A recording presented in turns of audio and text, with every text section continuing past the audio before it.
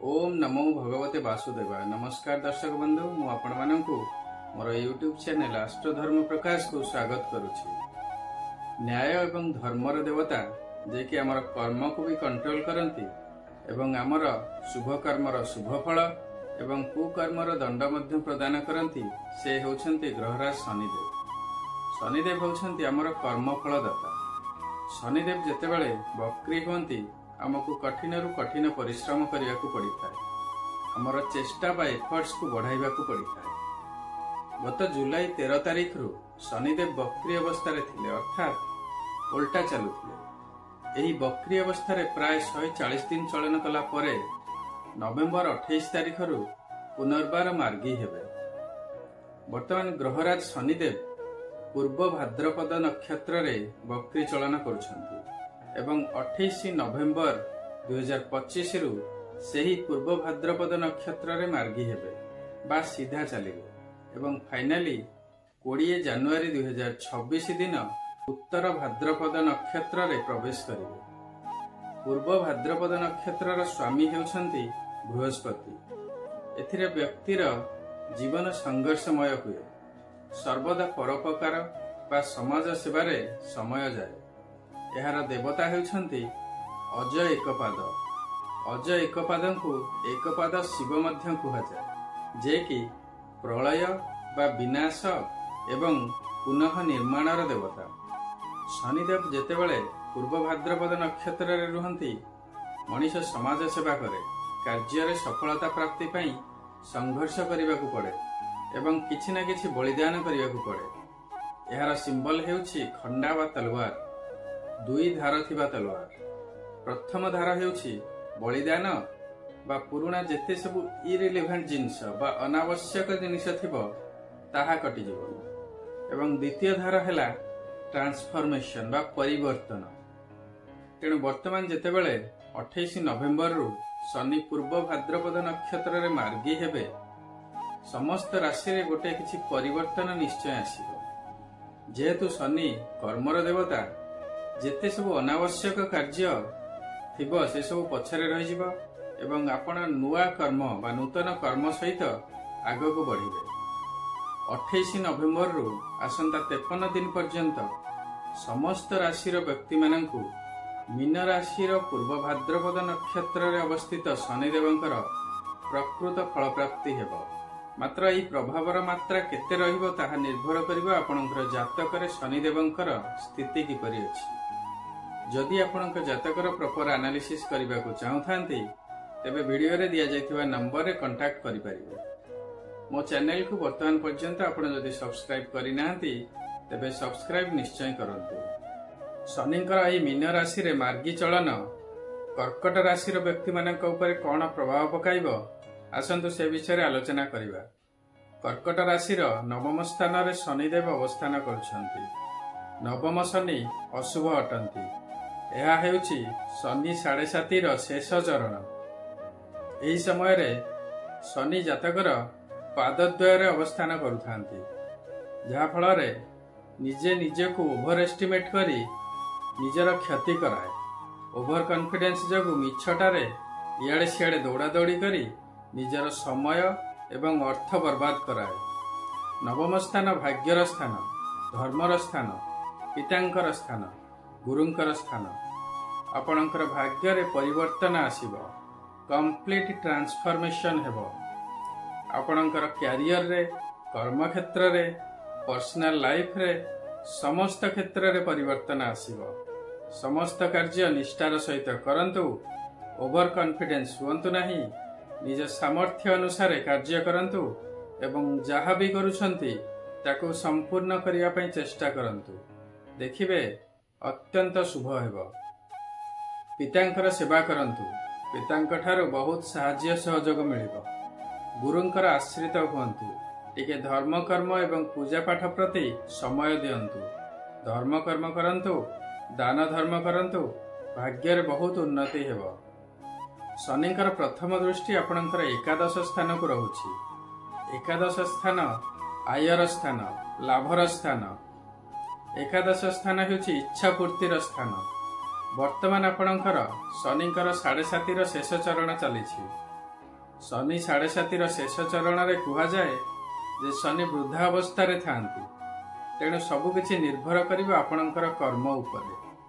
Over confident न होई निज सामर्थ्य अनुसार निष्ठार सहित कर्म करंतु। आहरी मध्य कहुए जे शनि 7.5 शेष चरण में जाऊ जाऊ धन वर्षा करांती। शनिकर द्वितीय दृष्टि आपणकर तृतीय स्थान को रहुछि। तृतीय स्थान भातृर स्थान, पराक्रमर स्थान, कम्युनिकेशन स्थान। आपणकर भाई सहित सामान्य मनांतर देखा दे पारे। एही समय आपणकर अजाणतरे अन्य मानक सहित मिसअंडरस्टैंडिंग क्रिएट हेबो, सेति प्रति टिके ध्यान देबे। वर्तमान समय आपण टिके लेस एनर्जेटिक फील करिवे। मोराल मध्ये आपणकर डाउन रहिबो। योग, प्राणायाम एवं एक्सरसाइज इत्यादि करी निजको एक्टिव रखिबा पई चेष्टा करंतु। शनिकर तृतीय दृष्टि आपणकर षष्ठ स्थान को रहुछि। निजर स्वास्थ्य प्रति टिके सतर्क रहिबे। एही समय गुप्त शत्रु माने साधारणतः आपणकर चारि पाखरे घुरी बुलु थांती। तेणु गुप्त शत्रु मानक प्रति मध्य सजाग रहिबे। अति आवश्यक नथिले काट को लोन देबे नाही बा काठारू धार उधार आनिबे नाही। यह थिला शनिकर कर्कट राशि रे प्रभाव।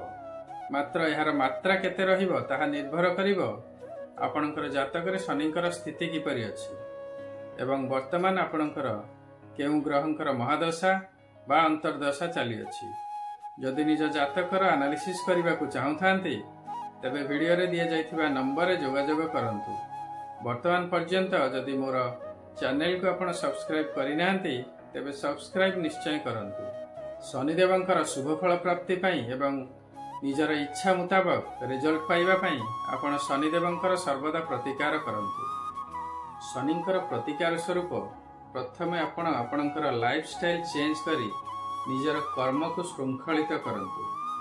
मिछ कहवा छाड़ंतु, केबे मिछ कहबे नाही, काहाको ठकिबे नाही कि चोरी मध्य करिवे नाही, राजद्रोही हेबे नाही बा कर्म क्षेत्र रे धोखाबाजी करिवे नाही, कौनसी प्रकारर निशा सेवन करिवे नाही एवं जुआ खेलिवे नाही। वयस्क व्यक्ति मानकु सदा सर्वदा सम्मान देबे। दरिद्र श्रमजीवी यथा सफाई कर्मचारी, हाउस होल्ड वर्कर, दिन मजुरिया, बूट पुलिस वाला एमानकु निज सामर्थ्य अनुसार रेगुलारली साहाय्य करिवे।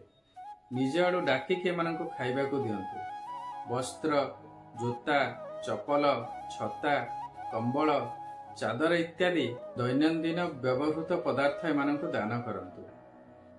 काऊ एवं बुला कुकुर मानकु प्रत्येक दिन किछि किछि खाइबा को दियंतु। पिता मातांकर निस्वार्थपर भावे सेवा करंतु। यह थिला लाइफस्टाइल रिलेटेड किछिटा शनिदेवंकर प्रतिकार। या सहित मु किछिटा रिलीजियस रेमेडीज बा धर्म संबंधी प्रतिकार विषय मध्य कहबी। आपण प्रत्येक दिन शनिदेवंकर विजय मंत्र ओम सम शनिश्चराय नमः जप करंतु। शिवंकर पूजा अर्चना करंतु। प्रत्येक दिन ओम नमः शिवाय जप करंतु। प्रत्येक सोमवार शिव मंदिर जांतु, शिवंकर पूजा करंतु एवं शनिवार शनिंकर मंदिर जांतु, शनिंकर पूजा अर्चना करंतु एवं राशि तेल रे गोटे दीपटीए दान करंतु। लुहा मुदीटीए बा घोड़ा नालर मुदीटी आपण जदि चाहते पिंधि पारिबे शुभ हेबो।